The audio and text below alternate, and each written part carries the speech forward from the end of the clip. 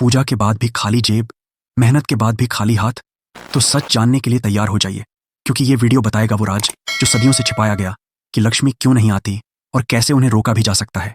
ये वीडियो वही चाबी है जो बंद किस्मत का ताला खोल सकती है। अंत तक देखिए, वरना आप जिंदगी भर वही गलतियां करते रहेंगे जो अब तक करते आए हैं। रात के 2 बज चुके हैं। बाकी पूरा शहर सो रहा है, लेकिन एक कमरा है जहां अभी भी लाइट जल रही है। एक नौजवान लगभग 28 साल का लैपटॉप के सामने बैठा है। आंखें थकी हुई हैं, कंधे झुके हुए हैं, लेकिन उंगलियां अब भी कीबोर्ड पर चल रही हैं। उसका नाम है विवेक।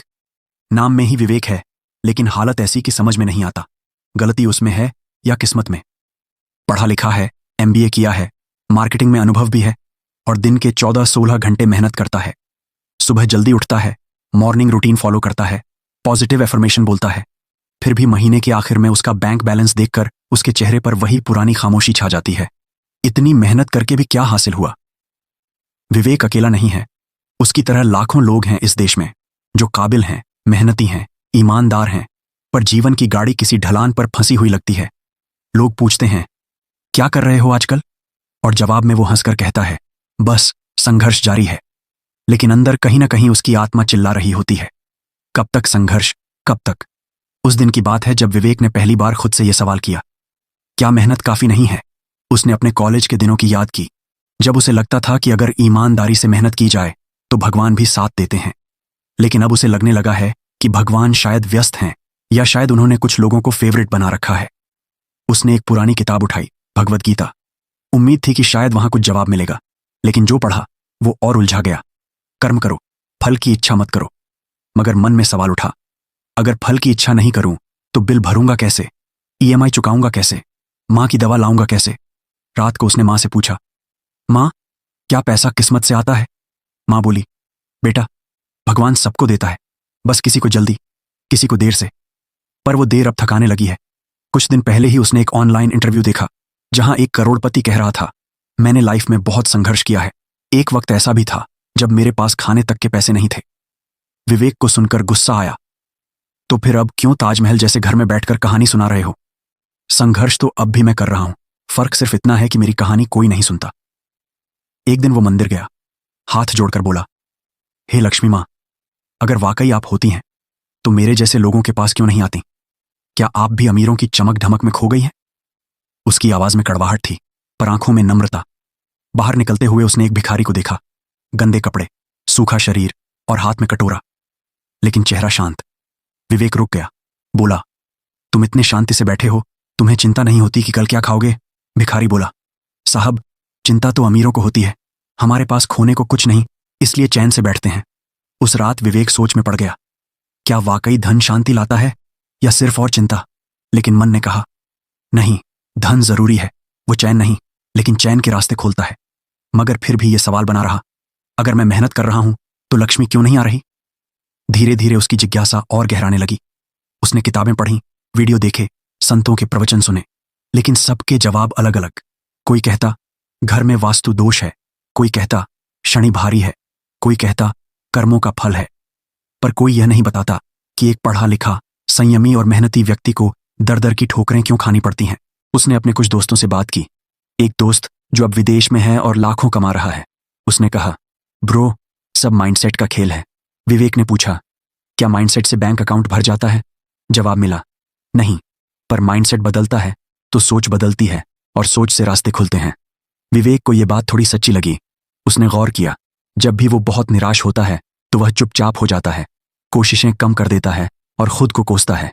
क्या यही उसकी सबसे बड़ी रुकावट है? उस रात उसने एक छोटा सा प्रयोग किया। उसने खुद को आईने में देखा और कहा, तू लायक है, तू धन का हकदार है, तू अकेला नहीं है। पहली बार उसने खुद को नजरअंदाज नहीं किया। आंखों में उम्मीद की हल्की सी रोशनी दिखी। वो जानना चाहता था, क्या लक्ष्मी वाकई एक देवी है या एक अवस्था, एक भावना? क्या लक्ष्मी पूजा से आती है या प्रक्रिया से? क्या वह किसी अमीर की प्रॉपर्टी है या मेहनतकश की साथी? इन सवालों ने उसे चैन से बैठने नहीं दिया। अब उसका सवाल सिर्फ पैसा पाने का नहीं था, वो जानना चाहता था कि पैसा आता क्यों है और क्यों नहीं आता।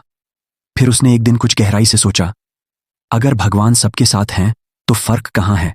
क्या मैं कुछ ऐसा कर रहा हूं जिससे लक्ष्मी मुझसे दूर हो रही है? वह खुद की दिनचर्या पर गौर करने लगा। सुबह उठना, काम पर जाना, फोन में घंटों रील्स देखना, रात को थका हुआ सो जाना। उसने देखा कि वह अपने दिन का एक बड़ा हिस्सा सिर्फ अस्त व्यस्त रूप से काट देता है। काम तो करता है पर मन से नहीं। सोचता तो है सफलता की, पर विश्वास नहीं करता कि वो उसे मिल सकती है।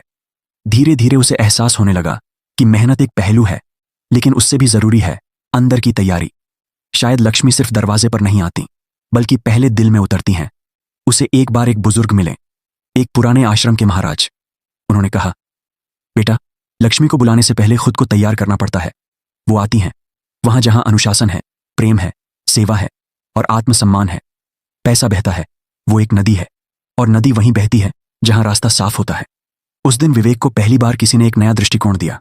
वो सोचने लगा, शायद मुझ में मेहनत है लेकिन अनुशासन नहीं, इरादा है पर विश्वास नहीं, सपने हैं लेकिन स्पष्टता नहीं। वह समझने लगा कि लक्ष्मी केवल धन नहीं, एक ऊर्जा है, एक तरंग जो तभी आकर्षित होती है जब भीतर और बाहर दोनों संतुलित हों। लेकिन सवाल अब भी वही था, क्या वाकई में लक्ष्मी आती हैं? और अगर हां, तो किनके पास? कल्पना कीजिए कि लक्ष्मी केवल एक देवी नहीं, बल्कि एक ऊर्जा है जो हर उस व्यक्ति की ओर आकर्षित होती है जिसमें संतुलन, शांति और अनुशासन होता है। यह ऊर्जा न तो सोने की मूर्ति में बंद है और न ही केवल त्योहारों पर दीप जलाने से सक्रिय होती है। यह ऊर्जा हर उस व्यक्ति के भीतर बह सकती है जो अपने मन, अपने घर और अपनी आदतों को उस योग्य बनाता है। हमारा ब्रह्मांड स्वयं ऊर्जा का विस्तार है। हर विचार, हर भावना, हर क्रिया एक तरंग है, एक कंपन है। और ठीक उसी तरह लक्ष्मी एक वाइब्रेशनल प्रिंसिपल है, एक ऐसा सिद्धांत जो आपके विचारों और कर्मों के स्तर के अनुसार आपके जीवन में प्रवेश करती है या दूर रहती है। जब आप दिन भर शिकायत करते हैं, तुलना करते हैं, जलन में जलते हैं, तो आपके भीतर का कंपन असंतुलन में चला जाता है। यह असंतुलन उसी प्रकार से धन और अवसरों को रोकता है जैसे गंदा नाला बहाव को रोकता है। लेकिन जब आप कृतज्ञ होते हैं, अनुशासित होते हैं, अपने काम के प्रति निष्ठावान होते हैं, तो आप उस ऊर्जा को आमंत्रित करते हैं जो लक्ष्मी कहलाती है। विज्ञान भी यही कहता है, हर इंसान का माइंड एक फ्रीक्वेंसी पर काम करता है। अगर आप स्कैर्सिटी यानी कमी की सोच में जीते हैं, तो आपका दिमाग केवल संकट और डर की संभावना को पहचानता है। इसके परिणाम स्वरूप आप अवसरों को नकारने लगते हैं और धीरे धीरे खुद को उस जगह पर खड़ा कर देते हैं जहां समृद्धि पहुंच ही नहीं सकती। इसलिए असली गरीबी पैसों की नहीं, सोच की होती है। मानसिक गरीबी यानी स्कैर्सिटी थिंकिंग। जब कोई व्यक्ति हमेशा सोचता है कि मेरे पास पर्याप्त नहीं है, मेरे साथ कोई मौका नहीं आता, दुनिया बहुत कठिन है, मुझे कुछ नहीं मिलेगा, यह सोच न केवल आपकी ऊर्जा को नीचे गिराती है, बल्कि आपके आसपास भी वैसी ही रियल लाइफ परिस्थितियां बनाती है। अब बात करते हैं सेल्फ वर्थ की। जब आप खुद को योग्य नहीं मानते, तब आप सबकॉन्शियसली समृद्धि को भी स्वीकार नहीं करते। चाहे कोई लाखों रुपए आपके सामने क्यों न रखते, अगर आप खुद को उसके योग्य नहीं समझते, तो वह पैसा टिकेगा नहीं। या तो आप उसे जल्दी खर्च कर देंगे या कोई निर्णय ऐसा लेंगे जिससे वह चला जाएगा। ध्यान दीजिए, बहुत से लोग पैसे तो कमा लेते हैं, लेकिन उसे संभाल नहीं पाते, क्योंकि उनका माइंडसेट, उनकी ऊर्जा अभी भी कमी के पुराने भाव से भरी होती है। एक बहुत जरूरी बात, लक्ष्मी स्थिरता और संतुलन पसंद करती है। कोई भी ऊर्जा जहां अराजकता हो, वहां नहीं टिकती। अगर आपका मन हर समय बेचैन है, घर में गंदगी और अव्यवस्था है, दिनचर्या अनियमित है, तो वह ऊर्जा टिक नहीं सकती। इसका सीधा सा समाधान है अपने मन को शांत करना, अपने विचारों को सकारात्मक बनाना, अपने कार्यों को अनुशासित करना, दिन की शुरुआत कृतज्ञता से करना, हर वस्तु को उसका स्थान देना और हर काम को ध्यान से करना। प्रॉस्पेरिटी एक प्रणाली है, माइंड, बॉडी और एनवायरनमेंट का अलाइनमेंट। जब ये तीनों एक ही फ्रीक्वेंसी पर काम करते हैं, तब समृद्धि का प्रवाह सहज हो जाता है। याद रखें, लक्ष्मी केवल चांदी सोने की चीजों में नहीं होती, वह उस रसोई घर में भी होती हैं जहां प्रेम से भोजन बनता है, उस किताब में भी जहां ज्ञान होता है, उस आत्मा में भी जहां सेवा का भाव होता है। आप दिन भर में किन शब्दों का प्रयोग करते हैं, किन विचारों को पोषित करते हैं, किन लोगों के बीच रहते हैं, यही तय करता है कि आपके भीतर की ऊर्जा क्या बुला रही है। अगर आप हमेशा यह सोचते हैं कि मुझे कोई नहीं समझता, मेरे पास वक्त नहीं है, मेरी किस्मत ही खराब है, तो समझ लीजिए आप लक्ष्मी की ऊर्जा से बहुत दूर हैं। अब प्रश्न यह है, क्या आप उस ऊर्जा को आमंत्रित करने के लिए तैयार हैं? उसका उत्तर आपके हर दिन के छोटे छोटे निर्णयों में छिपा है। सुबह उठने का समय, पहला विचार, पहला शब्द, घर की स्थिति और सबसे जरूरी, आपका आत्मसम्मान। लक्ष्मी को बुलाने के लिए सबसे पहले अपने भीतर का वो हिस्सा साफ करना होगा जो खुद को कम आंकता है।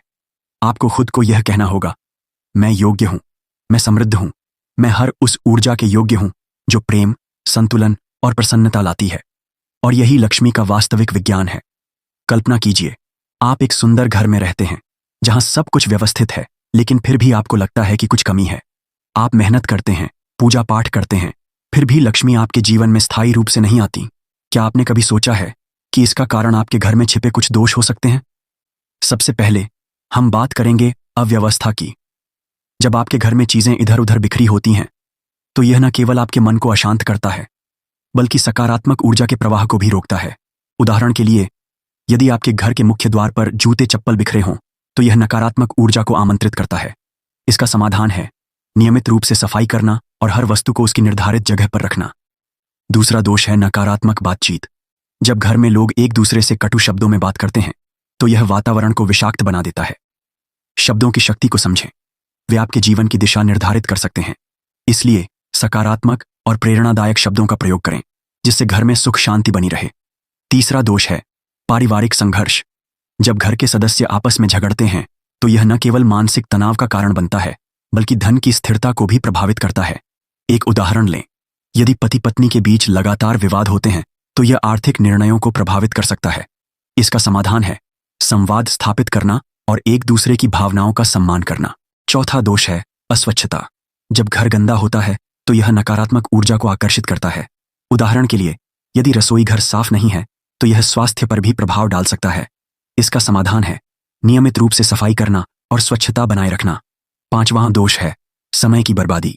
जब आप अपने दिनचर्या को व्यवस्थित नहीं करते हैं, तो यह आपके लक्ष्यों को प्राप्त करने में बाधा बनता है। उदाहरण के लिए, यदि आप सुबह देर से उठते हैं और दिन भर आलस्य करते हैं, तो यह आपकी उत्पादकता को प्रभावित करता है। इसका समाधान है एक समय सारणी बनाना और उसका पालन करना। छठा दोष है आत्ममूल्य की कमी। जब आप खुद को धन के योग्य नहीं समझते हैं, तो यह आपकी सोच और कार्यों में परिलक्षित होता है। उदाहरण के लिए, यदि आप सोचते हैं कि आप कभी अमीर नहीं बन सकते, तो यह आपकी संभावनाओं को सीमित करता है। इसका समाधान है सकारात्मक सोच विकसित करना और आत्मविश्वास बढ़ाना। सातवां दोष है लक्ष्मी को केवल उपभोग की वस्तु समझना। जब आप धन को केवल भौतिक सुखों के लिए उपयोग करते हैं, तो यह स्थायी समृद्धि नहीं लाता। उदाहरण के लिए, यदि आप केवल अपने लिए खर्च करते हैं और दूसरों की मदद नहीं करते, तो यह धन की ऊर्जा को रोकता है। इसका समाधान है धन का उपयोग सेवा और परोपकार के लिए करना। इन 7 दोषों को समझकर और उन्हें सुधार कर आप अपने जीवन में सकारात्मक परिवर्तन ला सकते हैं। ध्यान रखें, लक्ष्मी केवल पूजा से नहीं आती, वह एक शुद्ध, सकारात्मक और संतुलित वातावरण में वास करती है। इसीलिए अपने घर और मन को शुद्ध करें और देखें कि कैसे समृद्धि स्वतः ही आपके जीवन में प्रवेश करती है। सुबह 5 बजे एक व्यक्ति उठता है। वह कोई बाबा नहीं है, ना ही कोई मोटिवेशनल स्पीकर। वह एक अमीर इंसान है जिसने ये रहस्य ज्ञात कर लिया है कि जीवन में जो सबसे कीमती है वह समय है, और समय की पूजा लक्ष्मी की पूजा है। कहते हैं, जब तुम समय का सम्मान करना सीख जाते हो, तो समय तुम्हें ऐसे लोगों, अवसरों और रास्तों से मिला देता है जो तुम्हारे जीवन को बदल सकते हैं। लेकिन यह बात कोई बताता नहीं। अमीर जानते हैं, पर वे चुप रहते हैं, क्योंकि ये वो विज्ञान है जो किताबों से नहीं, अनुभव से आता है। एक गरीब सोचता है, अगर मेरे पास पैसे होते तो मैं भी, और एक अमीर सोचता है, मैं क्या कर सकता हूं जो बाकी लोग नहीं कर रहे। यहीं से फर्क शुरू होता है। धन कभी सीधे नहीं आता, पहले आता है ध्यान, और ध्यान का अर्थ है फोकस। मन को इधर उधर से समेटकर एक केंद्र पर लाना। अगर तुम्हारा मन हर समय भटक रहा है, तो समझो लक्ष्मी का द्वार बंद है। लक्ष्मी स्थिरता चाहती है, संतुलन, अनुशासन। तुम्हारा दिन कैसा है? क्या तुम उठते ही मोबाइल स्क्रॉल करते हो, या ब्रह्म मुहूर्त में कुछ देर खुद के साथ बैठते हो? अमीर लोग जानते हैं, सुबह के पहले 2 घंटे सबसे पवित्र होते हैं। इन 2 घंटों में जो व्यक्ति अपने शरीर, मन और कार्य की दिशा तय करता है, वही पूरे दिन पर शासन करता है। ध्यान, प्रार्थना, व्यायाम और सीखना, ये 4 स्तंभ हैं जिन पर अमीरी टिकी है। एक भी छूट गया तो जीवन डगमगाने लगता है। अमीर लोगों की आदतें बहुत सामान्य दिखती हैं, लेकिन उनमें असाधारण ताकत छुपी होती है। वे हर चीज को रिकॉर्ड करते हैं, अपनी नींद, अपनी कैलोरी, अपने खर्च, अपने लक्ष्य। वे जानते हैं, जो मापा नहीं जा सकता वह सुधारा नहीं जा सकता। तुम सोचते हो, इतनी मेहनत कर रहा हूं फिर भी पैसा नहीं आ रहा। पर सवाल यह है, क्या तुम्हारी मेहनत रणनीति के साथ है? अमीर लोग मेहनत नहीं, स्मार्ट मेहनत करते हैं। वे 80% रिजल्ट देने वाले 20% कामों पर ध्यान देते हैं। बाकी चीजें वे या तो हटाते हैं या सौंपते हैं। धन को वे एक जिम्मेदारी मानते हैं, एक ऊर्जा जिसे बहाना होता है। वो रुक जाए तो सड़ने लगती है। इसलिए वे निवेश करते हैं ज्ञान में, लोगों में और विचारों में। अमीरों को डर भी लगता है, लेकिन वे डर को दिशा बना लेते हैं। जब आम व्यक्ति सोचता है अगर असफल हो गया तो, तब अमीर सोचता है अगर कोशिश नहीं की तो जीवन यूं ही निकल जाएगा। भारतीय शास्त्रों में लिखा है, न कंचनम बिना धर्मः न च धर्मम बिना सुखम। धर्म बिना धन अधूरा है और धन बिना धर्म खतरनाक। इसलिए अमीर जानते हैं धन सेवा के लिए है। अगर सेवा नहीं बनी तो वह अहंकार बन जाएगा। वे दान करते हैं लेकिन ढिंढोरा नहीं पीटते। वे कर्मयोग को समझते हैं कि काम पूजा है और पूजा कर्म से ही सिद्ध होती है। वे किसी देवी की पूजा केवल मूर्ति में नहीं करते, बल्कि हर दिन अपने कर्म, संकल्प और विचारों के मंदिर में लक्ष्मी का स्वागत करते हैं। ध्यान दो, जब तुम अपना माइंडसेट बदलते हो तो तुम्हारा बैंक बैलेंस भी बदलता है। पर माइंडसेट बदलने के लिए पुराने विश्वासों को तोड़ना पड़ता है। एक बार एक युवा ने एक करोड़पति से पूछा, आप अमीर कैसे बने? उसने जवाब दिया, मैंने खुद से यह कहना बंद कर दिया कि मैं गरीब हूं। मैंने खुद को एक ऐसे इंसान की तरह देखना शुरू किया जिसे पैसा पसंद है, जो पैसा संभाल सकता है और जो पैसा बढ़ा सकता है। अमीर लोग हर बार बचत की बात नहीं करते, वे प्रवाह की बात करते हैं। धन कैसे आए, कैसे रुके नहीं, कैसे बढ़े, कैसे दूसरों की मदद करे और कैसे नई पीढ़ियों को भी समृद्ध बना सके। वे आत्मसम्मान को लक्ष्मी से जोड़ते हैं। अगर तुम खुद को ही धन के लायक नहीं मानते तो समझ लो तुम लक्ष्मी को दरवाजे से ही लौटा दोगे। अमीरों का एक मंत्र होता है, मैं हर दिन थोड़ा और बेहतर बन रहा हूं, मैं सफलता के लायक हूं, मैं धन को सम्मान देता हूं और धन मुझे। वे अपने शब्दों को बहुत सावधानी से चुनते हैं। तुम क्या कहते हो, मेरे पास पैसे नहीं हैं, या मैं धन निर्माण की प्रक्रिया में हूं? क्योंकि जो तुम बार बार कहते हो वही तुम्हारा सच बनता है। अमीर कभी अपने समय को सस्ता नहीं बनाते। वे ना कहना जानते हैं, बेवजह की मीटिंग्स, फालतू गप्पें और लंबी नींद को। उनके दिन में स्पष्टता होती है। उन्हें पता होता है आज का मुख्य उद्देश्य क्या है। ध्यान दो, सफलता का एक नियम है, clarity creates confidence, confidence creates action, action creates wealth. अगर मन में ही स्पष्टता नहीं तो कर्म भी बिखरा रहेगा। अमीर लोग हमेशा सीखते रहते हैं। वे किताबों को गहना मानते हैं और ज्ञान को धन का द्वार। वे सोचते हैं अगर मुझे हर साल 5 बड़ी बातें सीखने को मिल जाएं, तो मेरा जीवन हर साल बदल जाएगा। वे मेंटोर खोजते हैं, ऐसे लोग जिनका अनुभव उनके सालों को बचा सके। उनकी सफलता कोई चमत्कार नहीं होती, वो छोटे छोटे नियमों का पालन होता है। हर दिन थोड़ा बेहतर खाना, थोड़ा बेहतर सोच, थोड़ा बेहतर उठना और थोड़ा बेहतर निर्णय। शास्त्र कहते हैं जो व्यक्ति समय का अपमान करता है उसे लक्ष्मी त्याग देती है। इसलिए अमीर लोग समय पर पहुंचते हैं, अपना वचन निभाते हैं और दिन के पहले घंटे को किसी के लिए नहीं छोड़ते। वे असफल होते हैं बार बार, लेकिन वे हार नहीं मानते। वे जानते हैं असफलता एक सीढ़ी है, मंजिल नहीं। ध्यान, नियम, संयम, सेवा, निवेश, संवाद, समय की पूजा, ये 7 सूत्र हैं जो उन्हें अदृश्य रूप से लक्ष्मी के निकट रखते हैं। उनकी सफलता दिखती है, लेकिन उसकी जड़ें गहरी होती हैं, जो उनके माइंडसेट, लाइफस्टाइल और स्पिरिचुअल डिसिप्लिन में छुपी होती है। एक बार फिर याद रखना, लक्ष्मी कोई बाहरी देवी नहीं, वह एक कंपन, वाइब्रेशन है जो स्थिरता, स्पष्टता और सेवा के वातावरण में पनपती है। अमीर बनना केवल बैंक बैलेंस की बात नहीं, ये एक स्टेट ऑफ बीइंग है। जब तुम खुद से, समय से और संसार से ईमानदारी से जुड़ते हो तो तुम अपने जीवन में एक ऐसा क्षेत्र बना लेते हो जहां लक्ष्मी स्वेच्छा से आती है और रुकती भी है, क्योंकि अब तुम लायक बन चुके होते हो। अब जब तुम यह सुन या पढ़ रहे हो तो खुद से एक सवाल करो, क्या मैं उन नियमों के साथ जी रहा हूं जो लक्ष्मी को प्रिय है? अगर हां, तो लक्ष्मी कहीं नहीं जाएंगी। अगर नहीं, तो कोई बात नहीं, अभी भी समय है। शुरुआत करो आज से, अभी से। कल्पना कीजिए आप सुबह उठते हैं और पहली बार ऐसा महसूस होता है जैसे कुछ बदलने वाला है। हवा में हलचल नहीं, लेकिन भीतर कुछ हिल गया है। ये वही क्षण है जहां लक्ष्मी ऊर्जा जागने लगती है और इसी बिंदु से शुरू होता है 21 दिन का लक्ष्मी ऊर्जा रीअलाइनमेंट चैलेंज। न कोई मंत्र, न कोई तावीज, सिर्फ आपकी सोच, आपका अनुशासन और आपकी आत्मा की पुकार। पहले 3 दिन माइंड डिटॉक्स का चरण है। सबसे पहले आपको पहचानना होगा वो आवाजें जो रोज आपके भीतर चलती हैं। मैं अमीर नहीं बन सकता, मेरे भाग्य में नहीं है, मुझे तो बस इतना ही मिलेगा। ये वाक्य नहीं, ये दीवारें हैं जो लक्ष्मी के रास्ते में खड़ी हैं। इन 3 दिनों में हर सुबह एक वाक्य खुद से कहिए, मैं समृद्धि के योग्य हूं, और हर रात एक कागज पर लिखिए, आज मैंने कौन सा नकारात्मक विश्वास पकड़ा और उसे कैसे बदला। डे 4 से शुरू होता है एनवायरमेंट डिटॉक्स। जब घर में जगह जगह अव्यवस्था हो, टूटी चीजें पड़ी हों या ऐसे कोने हों जहां आप खुद जाना नहीं चाहते, वहां लक्ष्मी कभी नहीं आएंगी। इन 3 दिनों में हर दिन एक कमरा उठाइए और सिर्फ एक नियम मानिए, अगर किसी वस्तु से जुड़ी ऊर्जा भारी है उसे हटा दीजिए। घर साफ करना केवल सफाई नहीं, एक ऊर्जा को आमंत्रित करना है, वो ऊर्जा जो स्थिर, सुंदर और सौम्य होती है। डे 7 से शुरू होता है फाइनेंशियल ऑनेस्टी का गहरा और कठिन चरण। बहुत से लोग लक्ष्मी को चाहते हैं पर पैसे से डरते हैं। आपसे एक वचन चाहिए कि आप हर दिन अपने खर्च और कमाई को लिखेंगे और उस पर शर्म नहीं करेंगे। आप पैसे को इज्जत देंगे और उसी दिन से पैसा आपको पहचानने लगेगा। अगर आप हर दिन 10 रुपये भी बचाते हैं लेकिन पूरे सम्मान और उद्देश्य के साथ, तो वो 10 रुपये 1000 बनने की ताकत रखते हैं। लेकिन अगर 1000 रुपये बिना समझ के खर्च कर दिए तो वो ऊर्जा वहीं रुक जाती है। डे 11 से हम चलते हैं रिलेशनशिप्स हीलिंग की तरफ। लक्ष्मी सिर्फ आपके बैंक अकाउंट में नहीं, आपके रिश्तों में भी बहती हैं। अगर घर में कलह है, दिलों में कड़वाहट है, तो धन आकर भी ठहर नहीं सकता। इन 4 दिनों में हर दिन किसी एक व्यक्ति को चुनें जिससे रिश्ते टूटे हैं या उलझे हैं। उनके लिए मौन में एक प्रार्थना कीजिए, एक धन्यवाद कहिए, और अगर संभव हो तो बात करके एक छोटी सी माफी या सराहना दीजिए। यह हीलिंग केवल भावनात्मक नहीं बल्कि ऊर्जा का मार्ग खोलने वाला अभ्यास है। अब आता है डे 15 से डिसिप्लिन और इंटरनल ऑर्डर। ये वो जगह है जहां अधिकतर लोग हार मान जाते हैं, लेकिन आपको याद रखना है, लक्ष्मी शांति में बसती हैं, लेकिन वो अनुशासन से प्रसन्न होती हैं। सुबह उठने का एक समय, ध्यान का एक कोना, दिन की एक योजना, ये सब पूजा से कम नहीं है।